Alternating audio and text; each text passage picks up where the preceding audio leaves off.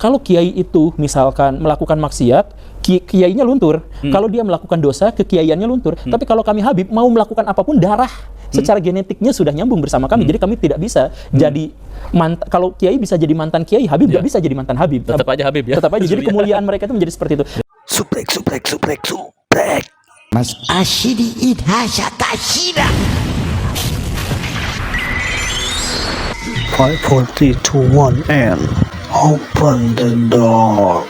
Berapa persen dari kalangan pesantren di Indonesia yang bisa sampai ke luar negeri dan menjadi akademisi misalnya. Studi terkait dengan hal ini sedikit sekali atau bahkan tidak ada sama sekali, karena bahwa output pesantren harus ditempatkan di sini dan tidak ada urusan-urusan akademik menyangkut masalah ini. Nah, demikian pun dengan masalah nasab. Masalah nasab itu karena sejak awal memang sudah dijelaskan bahwa ini secara tradisional turun-temurun ada catatannya, maka studi-studi akademik itu memang tidak masuk ke situ. Nah, yang terjadi itu sebenarnya apa? Yang terjadi itu pasca tahun 2000 ketika Orde Baru lengser, itu ada di antara segolongan habaib atau orang yang menganggap bahwa dirinya keturunan Nabi, itu muncul ke permukaan, ke permukaan untuk berpengaruh di dunia politik, masuk ke dunia-dunia yang pesantren dan lain sebagainya. Itu masuk lebih dalam lagi, melakukan penetrasi. Nah, ini sebenarnya memunculkan juga ketidaksukaan dari sekelompok dalam tanda kutip orang-orang yang memiliki otoritas keagamaan tanpa label habaib. Ini sebenarnya terjadi gesekan dari lama, itu gesekannya itu cukup keras.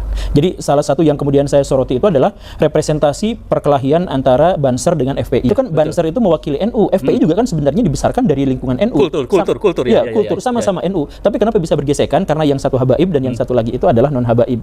Dan ini tuh besar di kalangan bawah, di kalangan pesantren-pesantren ini perseteruannya cukup besar. Cukup ini ya, kental ya. Cukup kental.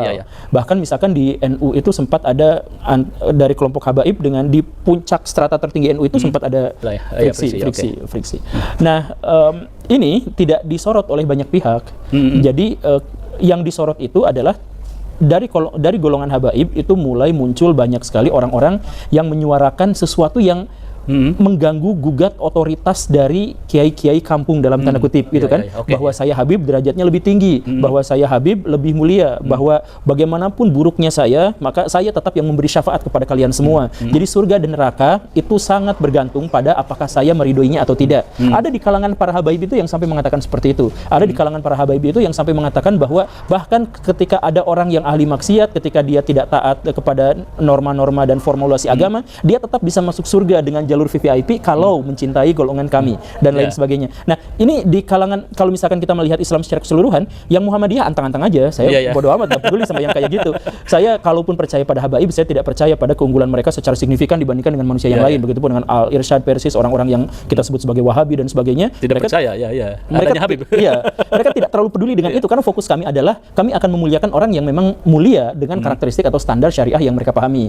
Akhlaknya baik, penegakan hukum yang baik, komitmen terhadap ajaran agama Islam, itu saja yang mereka ukur. Nah, ini habaib bawa standar atau karakteristik baru atau kriteria baru bahwa mulia itu kalau keturunan Nabi.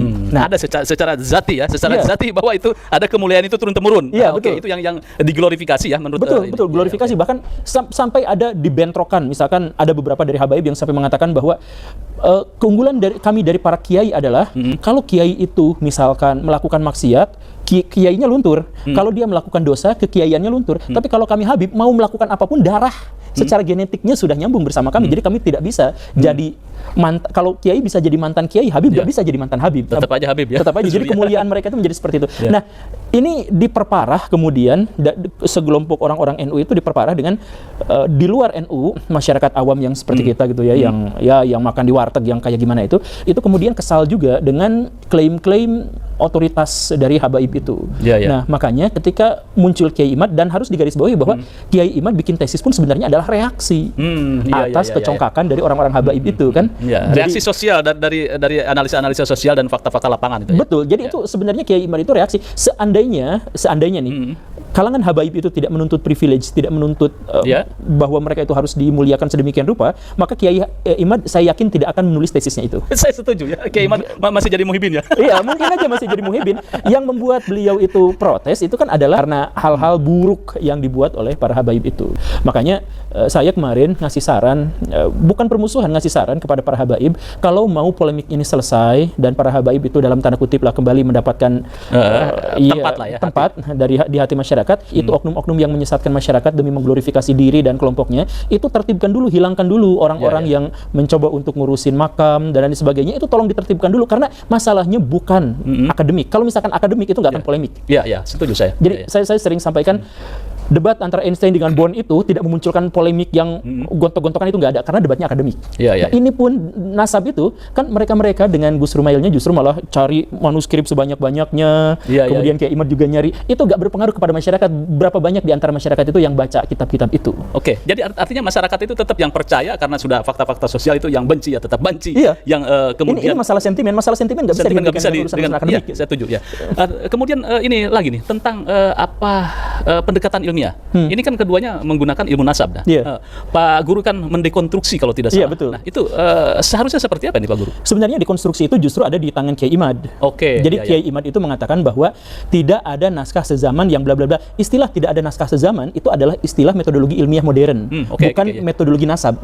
Dalam metodologi nasab mereka sendiri mengklaim, mengakui dan menegaskan, bahkan membanggakan bahwa emangnya ada dalam ilmu nasab syarat naskah sezaman. Mereka kan justru malah mempertanyakan itu. Bahkan dengan bangga mengatakan gak usah kayak gitu selama dia dipercaya dan seterusnya dan seterusnya. Surah wal istifado ya. Betul. Metodenya Sedangkan Kiai Imad justru malah menggunakan pendekatan historiografi modern, di mana ada nggak naskah sezamannya. Nah, saya ingin mengembangkan dari apa yang telah diidekan oleh Kiai Imad, bahwa coba bisa nggak istilah nasab itu kita uji secara saintifik. Jadi secara saintifik itu artinya juga melibatkan tes DNA yang Bapak kemarin sudah lakukan. Kemudian juga menggunakan historiografi tradisional, historiografi modern. Jadi bukan hanya pengakuan subjektif bahwa kalau ada orang yang mengaku tentang keturunan Nabi dan dia diakui sebagai orang yang soleh, kemudian dikonfirmasi oleh orang yang soleh yang lainnya, maka dia dicantumkan. Ya gak seperti itu. Kita menggunakan metodologi ilmiah. Karena apa? Jadi ilmu nasab itu, nah ini ada, tapi nanti saya jelaskan. Ilmu nasab itu adalah ilmu yang diperintahkan oleh Allah Subhanahu Wa Taala, tetapi metodologinya itu buatan manusia. Sehingga metodologi itu harus berkembang seiring perkembangan zaman. Kalau berhenti justru malah mengingkari perintah dari Allah Subhanahu Wa Taala. Saya setuju. Jadi harus nah ini kenapa berkembang? Coba misalkan ya, dari zaman Nabi sampai zaman berikutnya ada perkembangan. Kemudian nanti misalkan ada Imam Tobari berusaha untuk di zaman Imam Tobari sejarah dengan pseudo historis itu masih bercampur. Tapi nanti kemudian ada tambahan, ada perkembangan signifikan di situ. Tapi entah sampai mana historiografi Islam dan ilmu nasab salah satu di antaranya itu justru malah terhenti. Kenapa? Kenapa nggak dikembangkan aja? Jadi peradaban Barat, metodologi sejarah peradaban Barat itu sangat berhutang misalkan terhadap ilmu kritik hadis yang dikembangkan oleh Imam Syafi'i dan kemudian Ahmad, kemudian Imam Bukhari dan Muslim. Itu kuat sekali dari sana. Kenapa justru kitanya tidak gitu? Nah, Oke. Menurut saya juga sama Pak Guru, bahwa ada ilmu rijalul hadis juga kan, perawi, pewarta dan sebagainya. Sehingga orang bisa melihat sahih dan tidaknya sebuah hadis. Kemudian ilmu nasab saya pikir setuju Kiai Imad bahwa mendekonstruksi sebuah metode nasab klasik katakanlah ya. Nah, mestinya ini beradu data, karena nasab itu masuk ke dalam historiografi atau kesejarahan mestinya hampir sama faktanya dengan historiografi seperti itu. Betul. Jadi jangan anti terhadap. Nah, sekarang setelah saya datang ke sana justru malah banyak orang yang mempertanyakan definisi ilmiah versi saya gitu.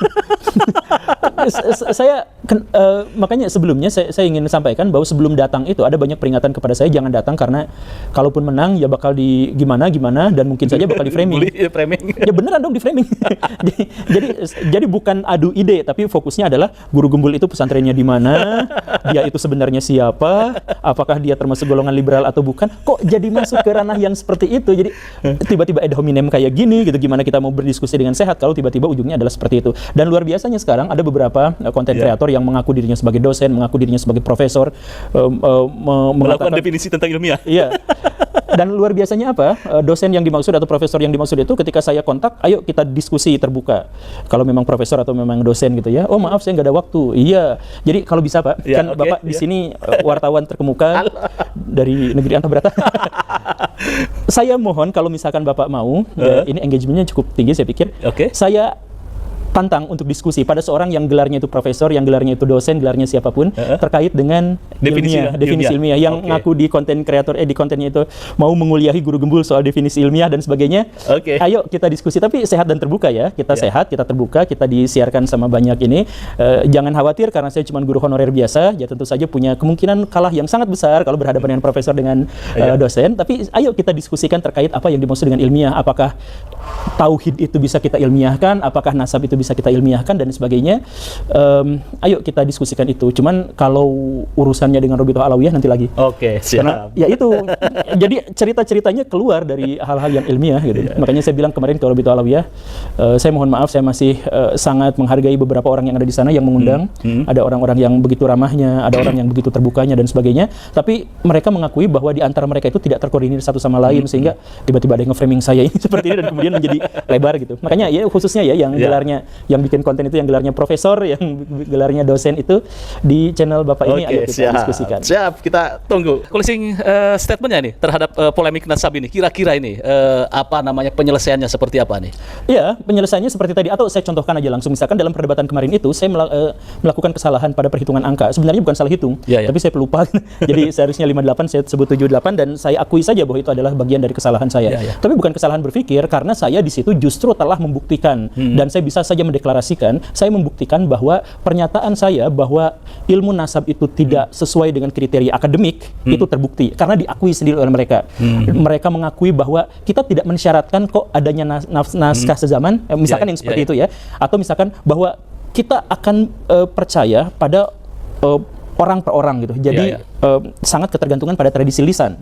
Nah, dan lain sebagainya itu kan sebenarnya sudah diakui oleh mereka sendiri. Jadi dalam konteks itu seharusnya sudah selesai bahwa ilmu nasab, karena saya mengatakan itu dan dikonfirmasi oleh lawan bicara saya pada waktu itu, ya sebenarnya sudah selesai bahwa ilmu nasab yang digunakan oleh Robito Alawiyah dalam hal ini bukan berarti salah, tapi tidak memenuhi syarat akademik. Nah, terkait dengan syarat akademik, ilmiah, apakah tauhid bisa diilmiahkan dan sebagainya, ayo kita diskusikan ulang.